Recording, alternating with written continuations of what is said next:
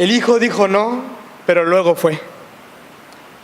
Mi madre continuamente me repetía que el camino al infierno está empedrado de buenas acciones, de buenos deseos.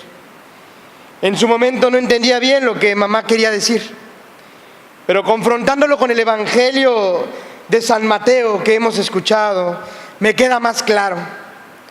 Por ahí se dice, para expresarlo de manera coloquial, obras son amores y no buenas razones. Porque hablar y no hacer es hipocresía. Y esta actitud de falsedad es algo que tanto despreció nuestro Señor Jesús. Efectivamente, todos sabemos que las palabras se las lleva el viento y que lo importante, tanto en nuestras relaciones con los demás como en nuestra relación con Dios, es lo que hacemos más que lo que decimos. De esto nos habla el Evangelio de San Mateo en su capítulo 21 y versículo 28 en adelante. Y nos lo dice Jesús por medio de esta parábola con un lenguaje muy coloquial, colocándonos en contexto para entender. Debemos saber que cuando Jesús está hablando y diciendo esta parábola, se está dirigiendo a los sumos sacerdotes y a los ancianos de Israel. Es decir, a lo más selecto de la sociedad de su tiempo, tanto en el plano religioso como en el plano civil. Pensemos, pues, que sus palabras no solamente se dirigen a los gobernantes y poderosos de aquella época, también se dirige a los hombres y mujeres de nuestro tiempo, en especial a aquellos que nos decimos cristianos. En definitiva, muchas veces también nosotros pensamos que basta con hablar y prometer, o estamos convencidos, como aquellos, de que somos mejores que los demás. La parábola de Jesús es simple y clara. Un padre se acerca a dos de sus hijos para pedirle que vayan a trabajar a su viña. El primero le responde con una negativa rotunda: no quiero ir. Luego lo piensa mejor y va a trabajar a la viña. El segundo reacciona con una docilidad casi ostentosa: por supuesto, padre, yo voy, Señor. Sin embargo, todo se queda en palabras, porque nunca llega a trabajar a la viña. ¿En cuál de los hijos nos vemos representados? ¿Somos hombres y mujeres de palabra? ¿Llevamos a la práctica aquello que prometemos? ¿O nos quedamos en buenas palabras y nunca pasamos a los hechos? Obras son amores, he dicho al inicio. El que contestó, voy, Señor, pero no fue, es el primero de los hijos que se puede identificar con muchos de nosotros. Decimos a veces que queremos hacer algo, un bonito deseo, pero en la práctica no hacemos lo que decimos. Prometer es fácil. Comprometerse con alguien es algo muy sencillo. A veces hasta bajo palabra de honor o incluso bajo juramento hablamos. ¿Cuántas personas no se han prometido en juramento solemne amor, fidelidad, y fácilmente rompen sus promesas?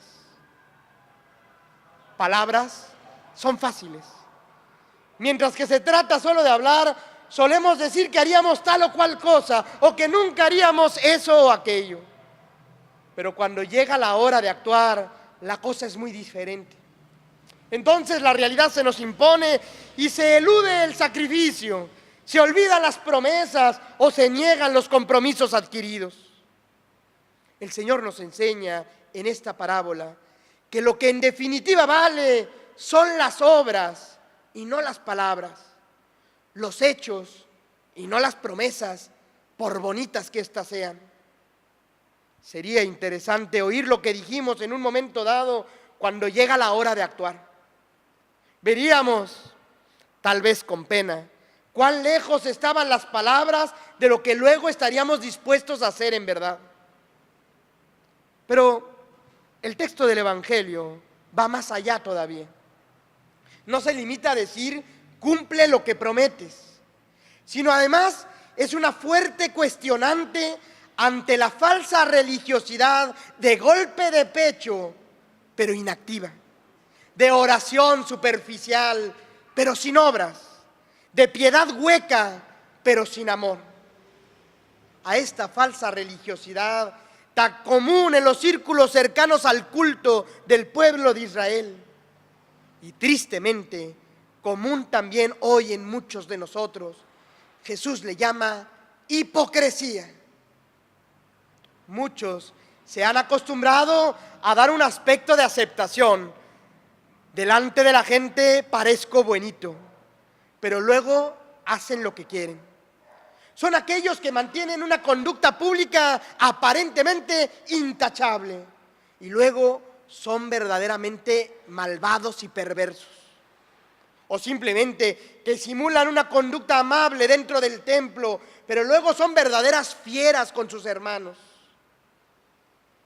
Y ahí meteríamos, por ejemplo, al empresario que es cumplidor de los preceptos, de los ritos y sacramentos, y luego estafa a sus clientes o no paga lo justo a sus trabajadores. O también aquella persona que clama por la justicia social y por la liberación de los oprimidos, pero en su actividad trabaja mal o le roba a su gente. O todo aquel que se da un golpe en el pecho, pero en su vida no está dispuesto a cambiar, ni se convierte. Puede además haber una hipocresía todavía más sutil y por ello más peligrosa, que alojada en lo más profundo de nuestras conciencias corrompidas, haga despreciar al pecador, al débil, al marginado, y ello lleve a ensalzar la propia virtud, creando así una barrera infranqueable respecto a estos hermanos necesitados de nuestra ayuda. ¿Cuántos de nosotros miramos con desprecio al otro? Somos capaces de decir, ese no, porque es un pecador, haciéndonos creer que nosotros somos superiores a los demás. Y ese consejo de Jesús es actual y necesario, porque la hipocresía florece precisamente entre los que están cerca de la virtud, pero ya no la entienden por rutina o por soberbia. Es por ello que Jesús da estas palabras que seguramente ofendió a los que lo escuchaban, aquellos sumos sacerdotes. Yo les aseguro que los publicanos y las prostitutas les llevarán la delantera en el camino del reino de Dios. También a nosotros nos puede herir si nos creemos buenos, pero así es, porque esa pobre gente tan despreciada se sabe pecadora y quizás se duela de serlo. Y en muchos casos, su dolor y su pesar les lleva a cambiar de vida. El de experimentarse amados por Dios les lleva a una conversión sincera y verdadera. Y como la Magdalena, llegan a querer con locura al Señor que tanto les ha perdonado. Yo soy testigo de muchos pecadores públicos, pecadoras señaladas, que han cambiado de vida y que nos adelantan en el amor, en la fidelidad y en la entrega generosa por el reino de Dios. Mientras que muchos de los que se creen justos o simplemente que creen que su vida no hacen nada malo, son regulares, viven de manera mediocre, sobre todo su fe, sin grandes inquietudes para mejorar, amando la pereza y la tibieza, cosa que el Señor en definitiva detesta.